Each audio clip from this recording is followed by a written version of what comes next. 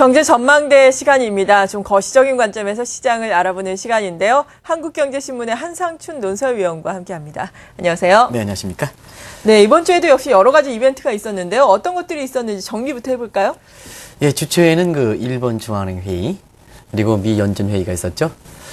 회의 결과는 지난번에 열렸던 것과 동일한데요. 한 가지 그 시간이 흐르면서록 일본 중앙은행이 디플레 방침에서 10조엔 규모의 이렇게 대대적으로 양적 완화 정책을 추진하는 것이 어느 정도 엔달러 환율이라든가 효과를 보는 상황이거든요. 네. 그래서 인플레 타겟팅 정책을 도입해서 추가적으로 완화 의지, 이걸 보인 것이 향후 엔달러 환율 관련해서는 상당히 주목되는 그 변화다 이렇게 보시면 됐습니다. 이런 가운데 신흥국들의 그 금리 인하 폭이 상당히 커지고 있죠. 브라질부터 해서 신흥국들의 그 금리 인하 폭이 상당히 큰 건데요. 두 가지 각도가 아닌가 생각합니다. 네. 지난 그 2년 동안 사실 강력한 긴축 정책을 추진한 것이 결과적으로 지금의 그 중국이라든가 이런 브리스 경제에 어려움을 초래했다 하는 차원에서 정책 실정에 따라서 보완적인 측면에서 금리를 그 정상 수준으로 빨리 돌려야겠다 하는 이런 부분이 작용하고 있고요. 또 한 가지는 경기 둔화폭이 생각마다 좀 더 크기 때문에 네. 이 프리엠프티브 선제적 차원에서 경기를 좀 예방하겠다 하는 이런 입장이 방향해서 신흥계의 금리 인하 폭이 좀 상대적으로 큰 것이 아닌가 이렇게 보고 있습니다. 대내적으로는 역시 어제죠. 15일 이렇게 한미 FTA 발의됐던 것이 아마 국내 증시 입장에서는 가장 큰 이슈가 있지 않냐 생각하고요. 그리고 일전부터 이제 얘기해 왔습니다는 다우 13,000포인트, 나스닥 3,000포인트 안착과 함께 오늘 그 한국경제TV 자막도 지금 나오고 있습니다는 네. S&P 500 지수가 1,400을 돌파해서 위기에 처음으로 1,400 이렇게 돌파하다 보니까 미국의 그 월가에서 보면 향후 증시에 대해서 낙관적 기류가 흐르는 것, 이런 것이 좀 한 주간의 증시에서 굉장히 이슈가 되지 않았냐 이렇게 보고 있습니다. 네, 그렇죠. 정말 올해 시작할 때만 하더라도 대부분의 증시 전문가들 혹은 증권사에서는 전략 후강이 될 것이다라고 예상을 했는데 지금 증시의 현황을 보자면 상당히 뜨겁게 달아오르고 있습니다. 말씀하신 것처럼 다우존스 산업지수, 나스닥 지수 그리고 S&P까지 의미 있는 저항대를 일제히 돌파를 하고 있고 국내 증시도 연중 최고가를 돌파를 하고 있지 않습니까? 그렇습니다. 이렇게 연초에 강하게 증시가 움직이는 이유 어디에 있다고 보십니까? 네, 연초에 그 올해 증시를 좀 지금 말씀대로 왜 이렇게 예측기관이든가 증권사에 낮게 받는가 하는 이런 쪽을 우리가 좀 따져볼 필요가 있지 않냐 생각합니다. 네. 그런 것들에서 일단 유동성 얘기를 많이 나오는데요. 유동성이 일본과 유럽을 중심으로 해서 당초 예상보다는 상당히 많이 풀렸죠. 그렇죠. 유럽만 하더라도 2차 LTR로가 있어서 우리 돈으로 한 700조 다시 풀렸고요. 일본만 하더라도 뜻하지 않게 디플레 예방 차원에서 10조 엔 규모, 우리 돈으로 보면 한 130조 원 정도가 이렇게 풀리는 것이 사실 지금의 그 연초의 그 비관적 전망보다 상당히 증가 흐름을 좋게 하는 모습이지 않냐 생각합니다. 또 한 가지 차원에서는 역시 올해 그 증시를 좀 이렇게 어렵게 보는 데는 유럽 위기가 생각보다는 상당히 오래 갈 것이다. 이렇게 네. 본 것. 이런 것이 유럽 중동 자금의 체리 피킹을 계기로 해서 유럽의 그 위기가 다소나마 풀릴 것으로 보는 점, 이런 점도 글로벌 증시를 끌어올린 배경이 아닌가 생각합니다. 이러한 요인과 함께 역시 경기적 측면이 받쳐주지 않으면 그렇죠. 오랫동안 가지 않지 않습니까? 예. 뭐든지. 그런 측면에서 보면 인도라든가 중국이라든가 그리고 미국 같은, 특히 미국 같은 경우가 최근에 그 제조업을 중시하는, 고용과 관련해서 제조업을 중시하는 정책들이 많이 이렇게 주력해오거든요. 그래서 제조업 경기가 좀 호황을 보이고, 특히 이런 것을 바탕으로 해서 미국 경기가 이렇게 회복세를 보이면서 글로벌 증시의 버팀목 역할, 특히 위기가, 이렇게 유럽 위기가 어려울 때마다 미국의 그 경제 지표가 좀 좋게 나와서 이것을 커버해주는 이런 모습을 보였던 것이 글로벌 증시가 이렇게 최근에 좋은 흐름을 전개하는 것이 전개하는 원인이지 않냐 생각됩니다. 네, 경기에 대해서 방금 말씀해 주셨는데 일례로 간밤에 마감한 미국 증시도 경제지표 호전으로 인해서 소폭이나마 오르지 않았습니까? 네, 그렇습니다. 그렇다면은 향후의 미국의 경기 전망에 대해서는 지금 어떤 이야기들이 나오고 있습니까? 네, 아무래도 이제 지금 유동성 차원에서 주가가 올라가다 보니까 시청자 여러분도 그런 그 우려가 있을 수가 있을 겁니다. 지금 이제 주가는 이제 올라가는데 우리 경기가 그만큼 받쳐주지 못하다 보니까 이 부분이 이제 거품이 형성될 것이냐, 예. 아니면 부의 효과에 의해서 경기가 떨어진다면 증시는 계속해서 갈 것이냐 하는 이런 것이 이제 가장 관심사로 이렇게 보이는데요. 역시 이런 측면에서는 미국 경기 향방이 가장 중요한 게 아닌가 생각하는데요. 최근에 미국 경기가 경기의 논점이 좀 바뀌고 있습니다.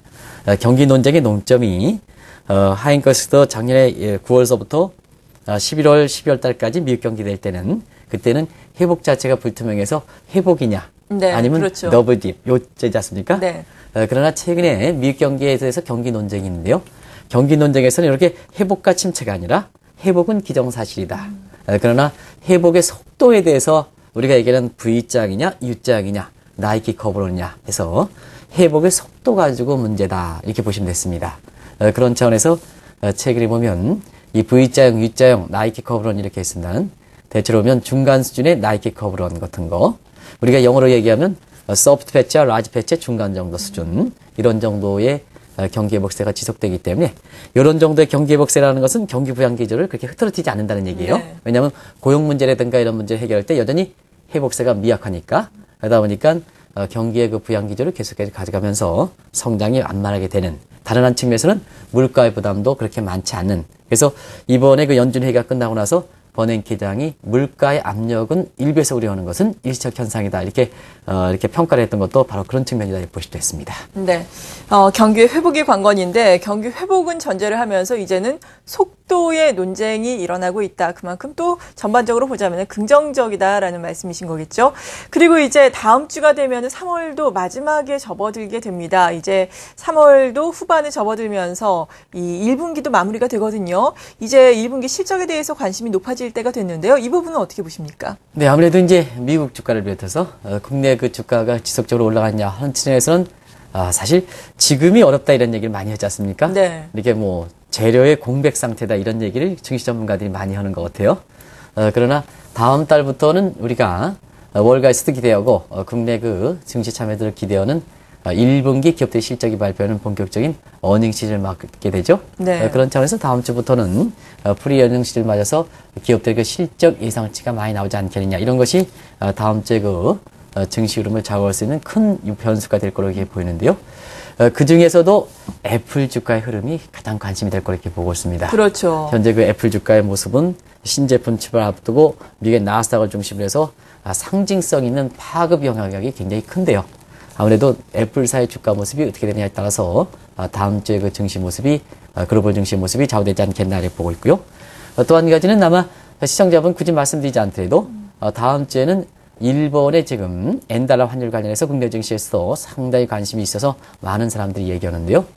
바로 다음 주부터는 실질적으로 3월 말 일본 기업들의 회계연도 결산을 앞두고 엔화 향방이 관심이 되는 이런 상태입니다.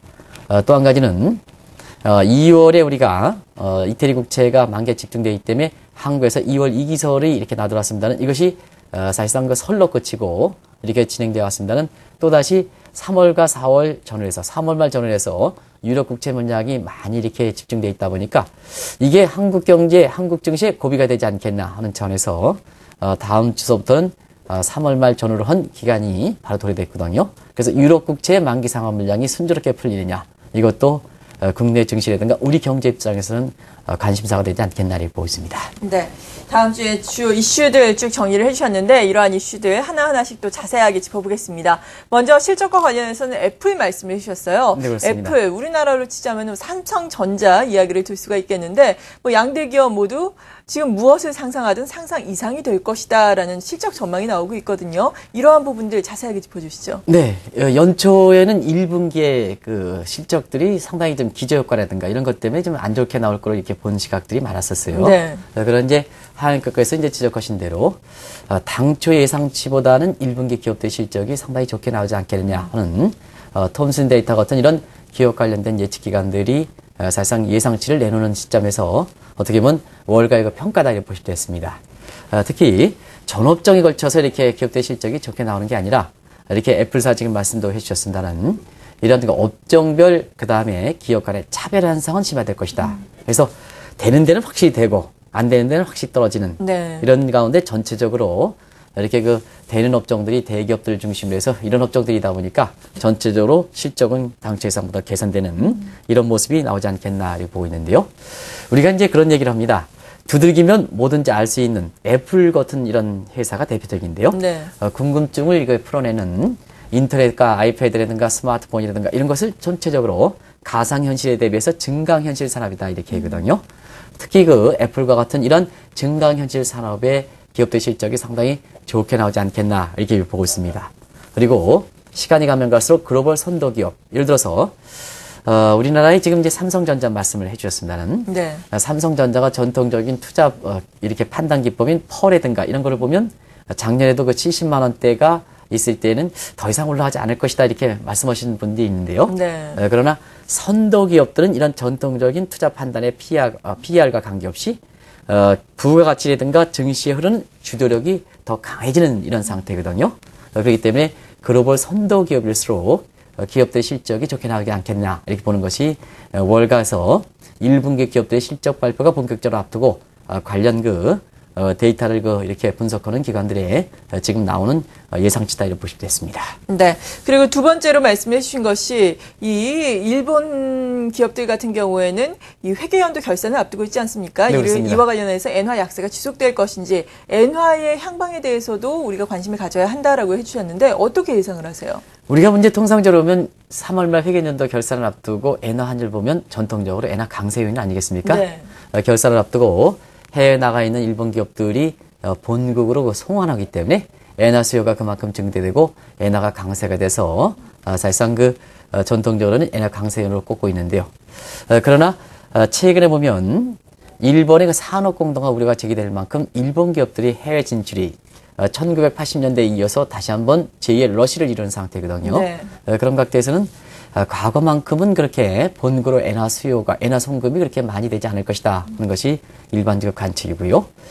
지금 일본이 그렇습니다. 일본이 엔화가 이렇게 약세가 되는 상태에서 사실 일본의 금리가 제로금리다 보니까 일본 내에서 엔화 차입을 일으켜서 호주라든가 한국에 이렇게 자금이 빠져나가는 소위 파지티브 엔큐리 트레이드에 아주 최적의 조건을 맞추고 있습니다. 이런 점을 감안해 볼 때 3월 말 회계연도 결산에서 전통적으로 엔화 강세 요인이 계절적으로 발생한다 하더라도 이번만큼은 그렇지 않지 않겠느냐 이렇게 보는데요. 네. 이걸 단적으로 반응하는 것이 오늘 새벽에 끝난 뉴욕 외환시장에서 엔달러 환율이 마침내 83엔대 진입하는 그렇죠. 그죠? 예. 84는 지난주에 한번 방송했을 때 81엔대로 이렇게 해서 굉장히 그때도 81엔대가 굉장히 깜짝 놀랐던 수준인데요.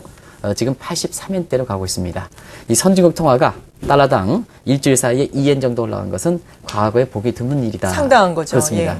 그래서 이렇게 이번에 회계연도 결산 앞두고는 그렇게 크게 엔화 강세율로 작용해서 우리 입장에서 보면 사실 여러 가지로 지금 엔저와 관련된 그런 증권사 예측이 크게 흐트러지지는 않을 것이다 이렇게 보시면 되겠습니다. 네, 그러니까 회계연도 결산을 앞두고 있지만 이것은 엔화 강세의 요인이 되겠지만 엔화 강세보다는 엔화 약세가 더욱더 심화될 수 있다라는 말씀이신 거죠? 그렇습니다. 네네. 네.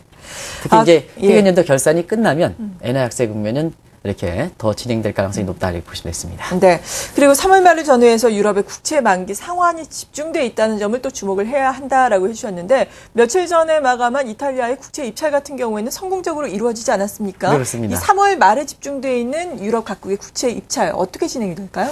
우리가 이제 이런 대목을 볼 때 위기설을 퍼뜨리는 사람들 같은 경우에는 한 번 정도는 이태리 국채가 집중될 2월 위기설도 우리가 설로 그쳤지 않습니까? 네. 이번 같은 경우에도 아마 굳이 3, 4월에 유럽 국채의 만기 상환물이 집중되어 있습니다는 또 여기에 따라서 3, 4월에 한국 경제 고비설 얘기를 했습니다는 사실 최근에 유럽의 위기 관련해서 돌아가는 사항들 보시면은 이러한 설도 이번에도 진짜 설로 끝친다 하는 것을 제가 굳이 말씀드리지 않더라도 판단하시지 않겠나 생각합니다.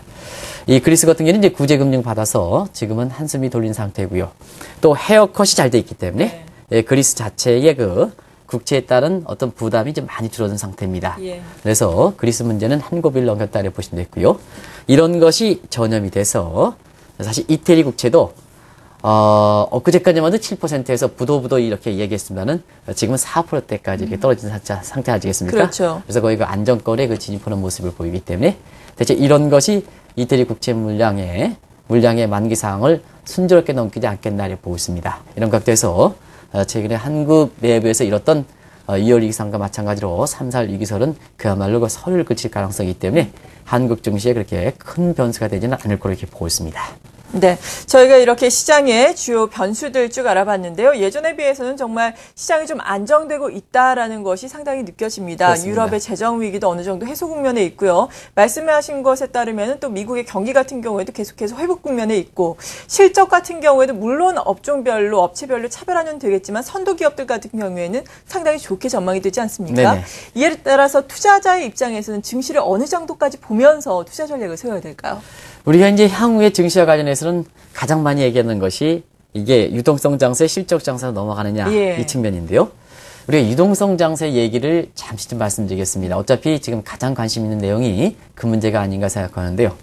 유동성 장세가 전 세계 증시와 관련돼 있지는 않습니다. 왜냐하면 선진국은 돈을 풀었지만 사실상 이 자금들이 신흥국으로 많이 몰려오는 상황 아니겠습니까? 네. 그래서 선진국 같은 경우에는 미국의 증시 다우지수가 13,000포인트 진입하고 S&P가 1,400 진입한 데는 유동성보다는 미국의 경기 요인이 반영돼서 실적들이 반영돼서 보이는 거기 때문에 선진국 증시 모습은 유동성 장세 성격이 상대적으로 약하다는 것을 말씀드립니다. 그렇죠. 예. 반면에 신흥국 같은 경우에는 사실 이런 문제를 위해서 금리 차를 줄이기 위해서 금리를 좀 많이 떨어지고 있습니다는 경제 여건에 관계없이 외국 자본이 많이 들어와서 사실 지금 유동성 장세를 연출하고 있는데요. 중요한 건 그렇습니다. 유동성지가 앞으로 지속될 것이라는 측면에서는 앞으로 돈은 더 풀립니다. 돈은 전체적으로 더 풀릴 거로 이렇게 보이고요. 네. 이 돈이 정책적으로 풀리는 것 이외에 퇴장됐던 통화가 맨드래곤 이펙트 때문에 예를 들어서 하경민 앵커께서 올해 그 주식 투자에서 만약입니다.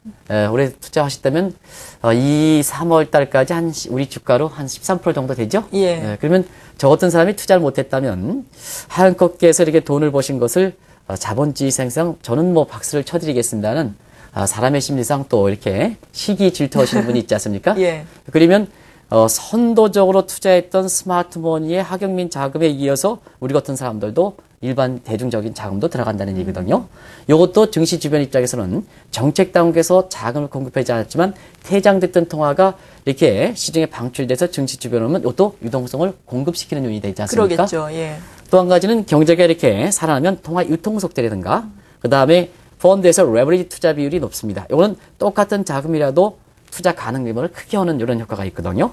이런 측면에서 볼 때는 유동성 부분은 그렇게 줄지는 않을 거로 이렇게 보고 있습니다. 네. 그렇다면 외국 자본은 어떻게 될 것이냐 하는 측면에서 보면 외국 자본은 지금 환율이 우리나라 원리 1,110원대입니다는 외국 자본이 한국에서 환차익을 기대하는 측면이 한 1,070원이니까 아직도 한국에 들어오더라도 브라질에 들어오더라도 환차익이 기대될 수 있는 소지가 있거든요. 그래서 이런 부분이 일부에서 쉽게 거품이 돼서 단순히 꺼진다 하는 이런 측면은 가능성이 적지 않겠나 이렇게 보는데요. 다만 한 가지 지금은 외국 자본이 많이 들어와서 자금이 낸 단계이기 때문에 사실 앞으로 자금이 들어오더라도 환차익 부분이 점점 줄어드니까 네. 유입 규모라든가 속도는 이렇게 규모도 줄어들고 속도는 좀 만만해진다. 네. 이런 점은 좀 염두에 두실 필요가 있지 않냐 생각됩니다. 네, 제한적일 것이지만 유동성은 계속해서 공급이 그렇습니다. 되면서 상승 추세는 유지될 것이다라는 말씀이신 거죠? 예. 네. 그렇습니다. 지금까지 경제전망대 한국경제신문의 한상춘 논설위원으로부터 도움 말씀 들어봤습니다. 감사합니다.